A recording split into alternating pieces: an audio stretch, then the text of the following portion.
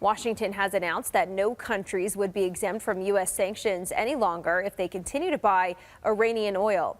U.S. President Trump says waivers for China, India, Japan, South Korea, and Turkey will expire in May, after which these countries could face U.S. sanctions themselves.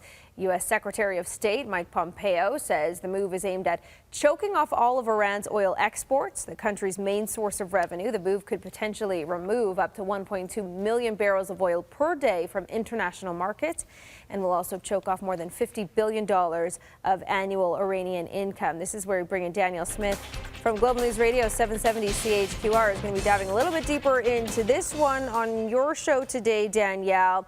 I guess my first question is, what's going on and what does this mean for Canada? Well, and that's what I'm going to try to find out today. There's sort of two aspects to it. There's the political aspect to it of what it is that he's trying to do. He's trying to fight the Iran-sponsored states terrorism that we've been seeing in that region and consolidating his support behind Saudi Arabia, which isn't exactly the best actor in the region either. But, you know, you got two bad friends. You got to pick between them, and they're clearly picking Saudi Arabia. So that will put off for another day to understand how that might impact the political dynamics in the region. But it is definitely already having an impact in the financial markets with the trading of oil, the Brent crude pricing in particular.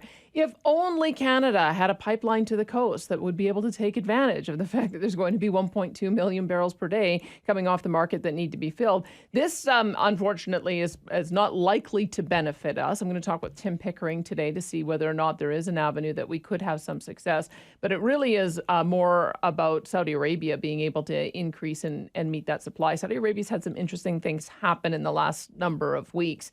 They did a bond issue that was far more subscribed than they initially anticipated, and I think it's on the weight of finally understanding just how wealthy Saudi Aramco is as a company. So we'll talk with Tim about that as well and see whether there is an avenue for Alberta to take advantage of it. I also want to get his take on how the markets are responding to the election of our new premier, Jason Kenney, because that said, just anecdotally, I've been hearing stories from people saying that it's given a shot of additional confidence to the business investor market. I'm going to see if he sees any broader trends beginning to emerge already. Yeah, no shortage of layers to peel off on this one. Thanks, Danielle. My pleasure. Danielle Smith's show starts today at 9:30 on Global News Radio 770 CHQR.